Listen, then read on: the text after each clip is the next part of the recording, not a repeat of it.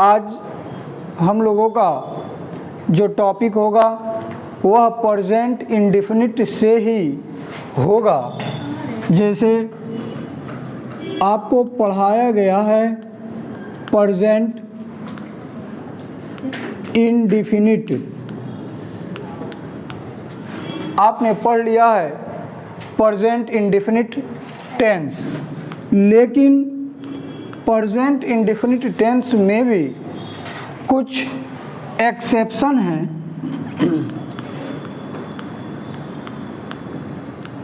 Exception है और exception को हम अपवाद कहते हैं। अपवाद में हम लोग पढ़ेंगे जैसे नेवर का प्रयोग, नेवर का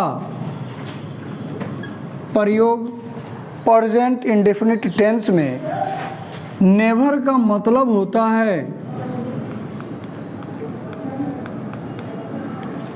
कभी नहीं। नेवर मतलब होता है कभी नहीं, और कभी नहीं भी एक निगेटिव सेंटेंस, एक निगेटिव वर्ड्स है, यह निगेटिव शब्द है। इसका प्रयोग हम पढ़ेंगे प्रेजेंट इंडेफिनिट टेंस में। तो आपको बताया जाएगा कि यदि प्रेजेंट इंडेफिनिट टेंस में प्रेजेंट इंडेफिनिट टेंस के हिंदी वाक्यों में कभी नहीं शब्द आ जाए तो हम कभी नहीं के लिए नेवर का प्रयोग करते हैं और उसमें अफर्मेटिव सेंटेंस का नियम लागू करते हैं। जैसे आपसे कह दिया जाए मैं झूठ नहीं बोलता हूँ, मैं झूठ नहीं बोलता हूँ। तो आप जब इसका अनुवाद बनाएंगे तो बनेगा I do not tell a lie. Tell a lie मतलब होता है झूठ बोलना। लेकिन अगर इसी वाक्य को कह दिया जाए मैं कभी झूठ नहीं बोलता हूँ, मैं कभी झूठ नहीं बोलता हूँ। अब देख ही लिए आ गया कभी नहीं। अब इसमें अब डू का प्रयोग नहीं करेंगे। क्यों? क्योंकि अफर्मेटिव का नियम लागू होगा। लिखेंगे सब्जेक्ट हो जाएगा आई, और कभी नहीं की अंग्रेजी नेवर, आई नेवर। झूठ बोलना का टेल ए लाई, मैं कभी झूठ नहीं बोलता हूँ। लेकिन अगर आपसे कहा जाए वह झूठ नहीं बोलता है, वह झूठ नहीं बोलता है, तो ये आपको बता दिया गया है। आप कहेंगे ही डज नॉट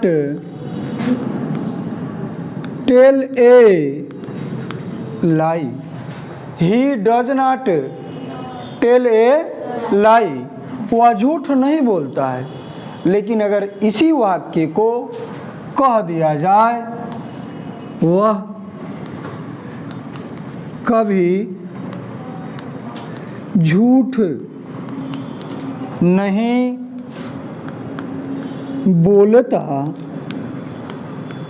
है, वह कभी झूठ नहीं बोलता है, तो इसका जब अनुवाद बनाएंगे तो ही और कभी नहीं की अंग्रेजी लिखेंगे नेवर, ही नेवर। अब इसमें यस लग जाएगा, टेल में यस लग जाएगा। ही नेवर टेल्स ए लाई। आइए इसी तरह अब आपका मैं और समझाता हूँ, इसके नियम को पहले लिख लीजिए।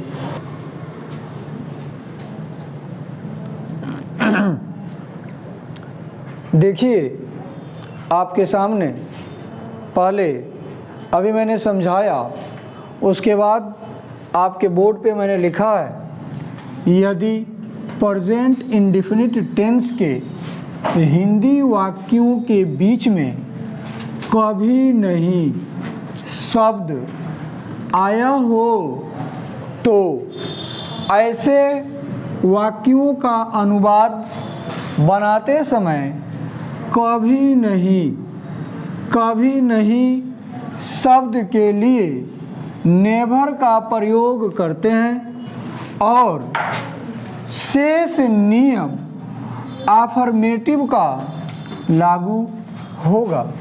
अर्थात ही, सी, इट व सिंगुलर सब्जेक्ट के साथ मेन वर्ब के फर्स्ट फॉर्म में यस या ईएस जोड़ देते हैं और प्लूरल सब्जेक्ट अर्थात आई, वी, यू, दे के साथ मेन वर्ब का फर्स्ट फॉर्म प्रयोग करते हैं, जिसका नियम लिखा गया है कि सबसे पहले सब्जेक्ट का प्रयोग करेंगे, उसके बाद नेवर लिखेंगे, मेन वर्ब का फर्स्ट फॉर्म में यस या ईएस जोड़ेंगे ऑब्जेक्ट और उसके बाद ईटीसी।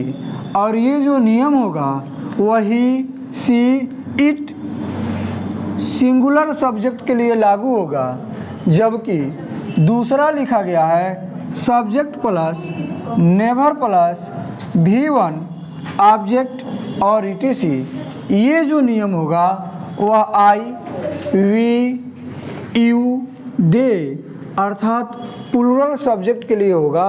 मैंने लिखा है वे लड़के अपना समय कभी नष्ट नहीं करते हैं, तो ये सब्जेक्ट होगा वे लड़के, कभी नहीं, नष्ट यानी बर्बाद और अपना समय, तो वे लड़के दोज बॉयज और कभी नहीं नेवर बर्बाद करने का वेस्ट देयर टाइम।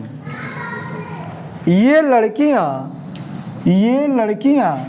कभी गीत नहीं गाती हैं, तो होगा these girls never sing a song.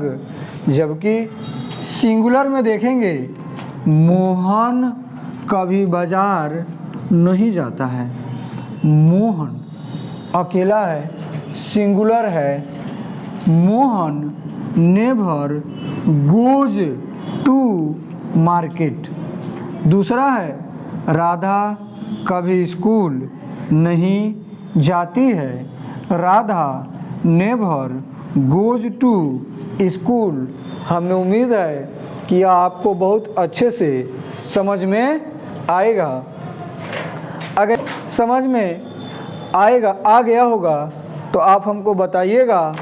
इसके बाद हमारा अगला टॉपिक जो होगा वह टॉपिक ये होगा मैं आता तो हूँ, मैं आता तो हूँ, वह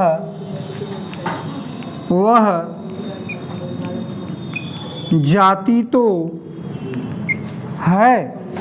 यह भी प्रेजेंट इंडेफिनिट टेंस में ही आता है।